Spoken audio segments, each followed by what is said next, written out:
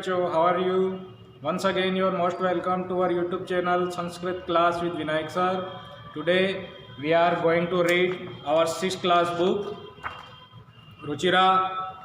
We have read this book first chapter शब्द परिचय है। शब्द परिचय हम फर्स्ट चैप्टर इससे पहले वाले 2 वीडियोज़ में हम पढ़ चुके हैं।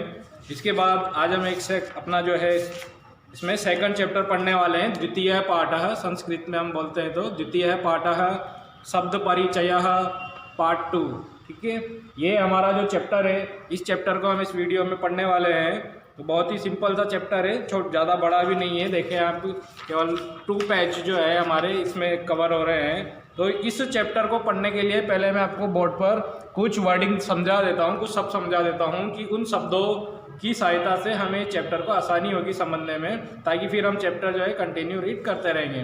तो कुछ वर्ड्स में क्या है, सबसे पहली बात, इससे पहले वाला जो हमने फर्स्ट चैप्टर पढ़ा था वो फर्स्ट चैप्टर था पुल्लिंग। उसमें पुल्लिंग शब्द रूप थे, पुल्लिंग शब्द दिए हुए थे। हमने पुल्लिंग शब्द से संबंधित जो है चैप्टर 1 पढ़ा था। मैंने आपसे तब कहा था कि ये फर्स्ट चैप्टर जो है इसमें केवल पुल्लिंग शब्द ही हमारे आएंगे। ये जो सेकंड चैप्टर है ये हमारा स्त्रीलिंग शब्दों से रिलेटेड है। जो स्त्रीलिंग शब्द है, जो फेमिनिन है, वो हम इसमें पढ़ने वाले हैं। तो आप देखें वचन कितने होते हैं, वही 3 वचन, 1 वचन, द्विवचन और बहुवचन। मेरी खराब हैंड राइटिंग में आपका बहुत बहुत स्वागत है। ये मैंने हैंड राइटिंग दिखाना शुरू कर दिया आपको। ये हैंड राइटिंग ऐसी ही निकलेगी, आप समझने की कोशिश करना। ये लिख दिया हमने, ठीक है। अब इसके बाद देखें, हमारे पास जो एतत् शब्द था, ये हमने पिछली बार पुल्लिंग में पढ़ लिया था, लेकिन इस बार जो है हम स्त्रीलिंग में पढ़ रहे हैं। स्त्रीलिंग में इसके रूप किस तरह से चलते हैं एतत् शब्द के। एतत् का मतलब क्या बताया था मैंने लास्ट वीडियो में, यह, ठीक है। तो एतत् शब्द जो है, यह इसका मीनिंग होता है। पुल्लिंग में तो हमने पढ़ा था इसको एषः, एतौ, एते, और अब स्त्रीलिंग में हम इसको पढ़ रहे हैं एषा, एषा, एते और एताः। एषा का मतलब यह। आप वीडियो फुल स्क्रीन पर ही देखना, आपको अक्सर नहीं तो दिखाई नहीं देंगे। वीडियो पूरा फुल स्क्रीन पे कर लेना। अगर आपको लगती है मेरी स्पीड तेज है तो आप वीडियो में उसकी स्पीड को स्लो कर सकते हो, नॉर्मल से थोड़ा कम जा सकते हो। अगर आपको लगता है मैं ज़्यादा स्लो बोल रहा हूँ तो आप अपनी स्पीड बढ़ा लेना। एते का मतलब क्या है, यह दोनों, ठीक है। और एता का मतलब क्या हो गया, यह सब। एक तो ये हो गया हमारे पास। इसके बाद देखो दूसरा शब्द क्या था, तत्। ये तत् शब्द है। तत् शब्द का मतलब होता है वह, और हम इससे पहले पुल्लिंग में पढ़ चुके थे। तत् शब्द का पुल्लिंग में क्या था, सह, तौ, ते। सह तो किस में आएगा, 1 वचन में, वह। और तौ किस में आएगा, द्विवचन में, वह दोनों। और ते किस में आएगा, बहुवचन में, वह सब। ठीक है, ये सब हमने पुल्लिंग में पढ़ लिया था फर्स्ट चैप्टर में। लेकिन इसमें हम पढ़ रहे हैं सेकंड चैप्टर स्त्रीलिंग शब्द। तो स्त्रीलिंग शब्द में क्या आएगा, देखो आप, ये सा के,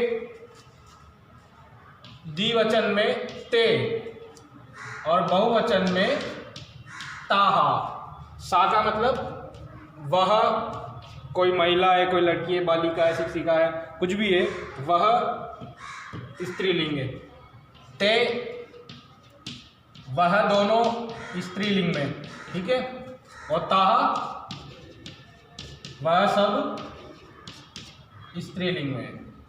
ये सब इसमें हो गए। और देखो इसमें कुछ और शब्द जो है, इसमें और भी शब्द है, जैसे दोला।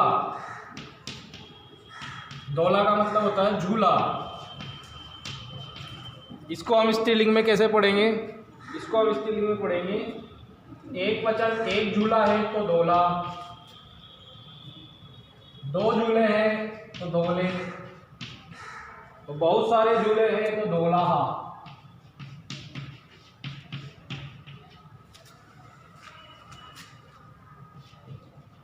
एक झूला है, दोले में दो झूले हैं, और बहुत सारे झूले के लिए हमें कहना है तो दोलाहा, बहुत सारे झूले। ठीक है, एक लाइन और आ जाएगी हमारे पास, इतनी तो स्पेस है।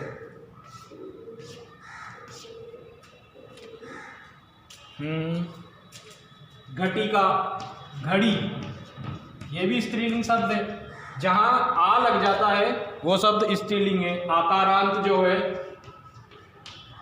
आकारांत स्त्रीलिंग शब्द है। इसमें आकारांत जिनके अंत में आ हो, ये मैंने अपनी सुंदर राइटिंग में आपके सामने लिख दिया है कि जिनके अंत में आ, ये आ, वो क्या शब्द कहलाते हैं? आकारांत। जैसे दोला, घटिका, और भी शब्द है, रमा, लता, महिमा, नमिता। ठीक है, जिनके अंत में आ आता है वो शब्द क्या कहलाते हैं? आकारांत शब्द। और आकारांत शब्द जो है मैक्सिमम हमको सारे स्त्रीलिंग ही मिलते हैं। तो दोला मतलब झूला था, इसके रूप हमने इस तरह से लिखे, दोला, दोले, दोला। घटिका है, घटिका का मतलब क्या है? घड़ी। एक घड़ी अगर है तो हमें क्या कहेंगे एक घड़ी के लिए? घटिका। ऐसा, सा, दोला, घटिका, इसकी तरह इसका मतलब हो गया एक घड़ी। ठीक है, अगर दो घड़ी है तो फिर क्या बोलेंगे?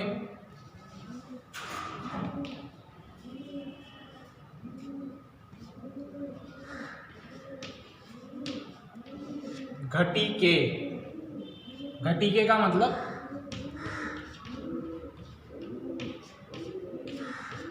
दो घड़ी। और बहुत सारी घड़ी है तो क्या बोलेंगे हम?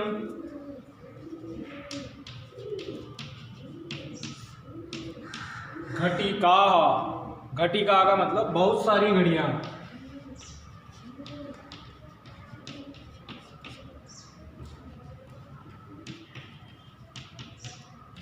ठीक है, तो ये कुछ शब्द तो हमने इसमें लिख दिए हैं। अब कुछ शब्द मैं और ऊपर लिख देता हूं।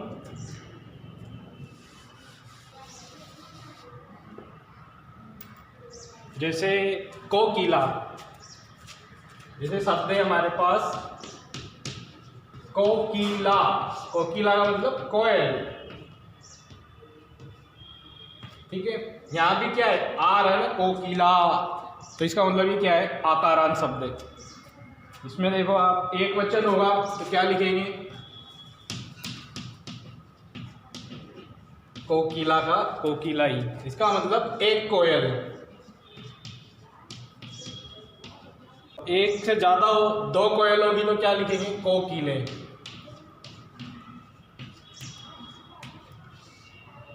कोकिले का मतलब दो कोयल। और बहुत सारी होगी तो क्या कहेंगे हम? कोकिलाहा। विसर्ग लग जाएगा, कोकिलाहा। बहुत सारी कोयल। ठीक है, आ रहा है कुछ समझ में? या सब आ रहा है या कुछ नहीं आ रहा? चटका लिखा है एक शब्द, चटका। चटका मतलब चिड़िया। चटका का मतलब क्या है? चिड़िया। अब एक चिड़िया होगी तो क्या कहेंगे हम?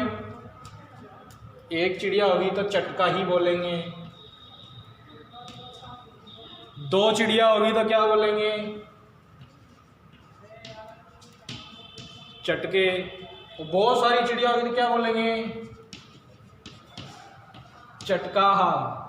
ये हो गया चटका मतलब चिड़िया। दो चिड़िया, चटके, बहुत सारी चिड़िया चटकाहा, चटका मतलब एक चिड़िया। अब तो आप समझ गए होंगे, कोई सा भी आकारांत शब्द आ जाए तो हमें कैसे बनाने हैं इनके एक वचन, द्विवचन और बहुवचन। कोई भी आकारांत वाला स्त्रीलिंग शब्द आ गया अगर, अब हम इस तरह से बना सकते हैं। जैसे लता आ गया, लता, लते, लताहा। ठीक है, उमा आ गया, उमा, उमे, उमाहा। तो हम अब ये चीज़ समझ चुके हैं कि ये किस प्रकार से बनते हैं। दो चिड़िया, बहुत सारी चिड़िया।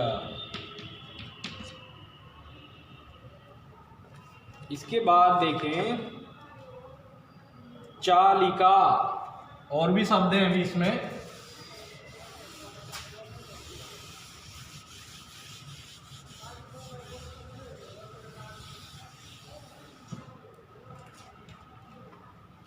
कुछ शब्द और बच रहे। चालिका, चालिका मतलब कार।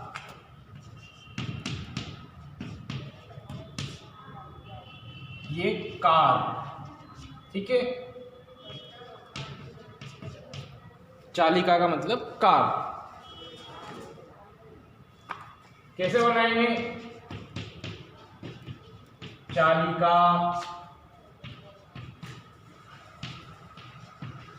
चालिके, निशान लगा के चालिका। अब मुझे पता है आपको अब समझ में आ गया, इसलिए अब मैं बार बार पूरी डिटेल नहीं लिख रहा हूँ, आप समझ जाना। चालिका मतलब एक कार, चालिका मतलब दो कार, चालिका मतलब बहुत सारी कार है। ठीक है, ये च है, आपको यह जैसा दिख रहा होगा, मेरी राइटिंग ही ऐसी है। स्थालिका, थाली हो, स्थालिका इसका मतलब होता है प्लेट या थाली। स्थालिका या थाली जो है, इसमें क्या होगा, इसका भी इसी तरह से बन जाएगा। स्थालिका, स्थालिके,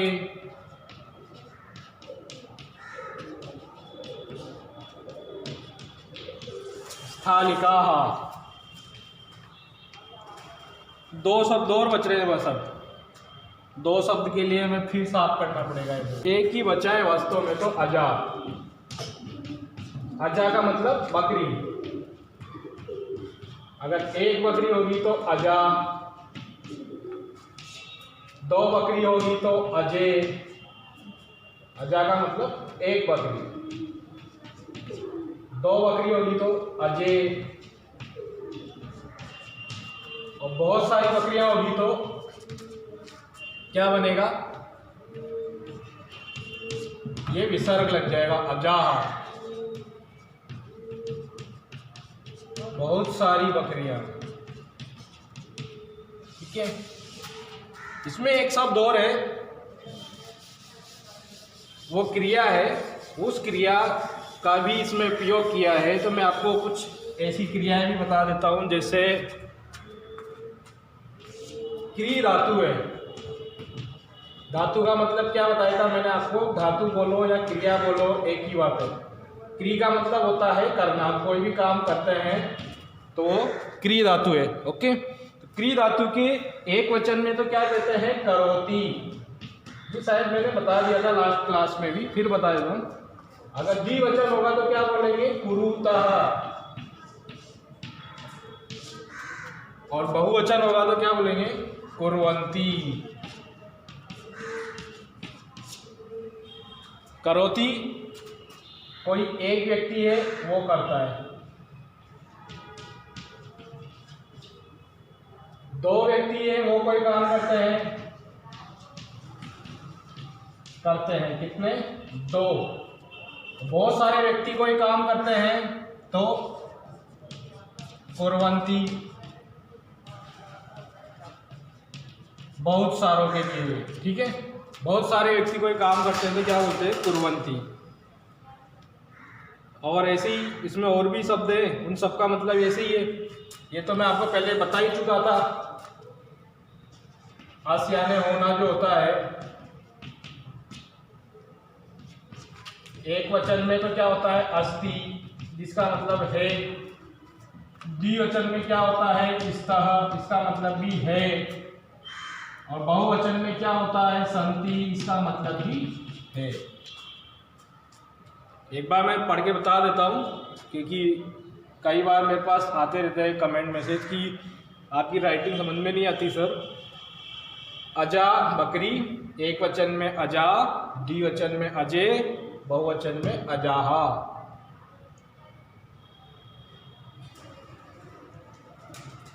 क्री धातु है, एक वचन में करोति, द्विवचन में कुरुतः, बहुवचन में कुर्वन्ति। अस में अस्ति, अस्ति स्तः सन्ति।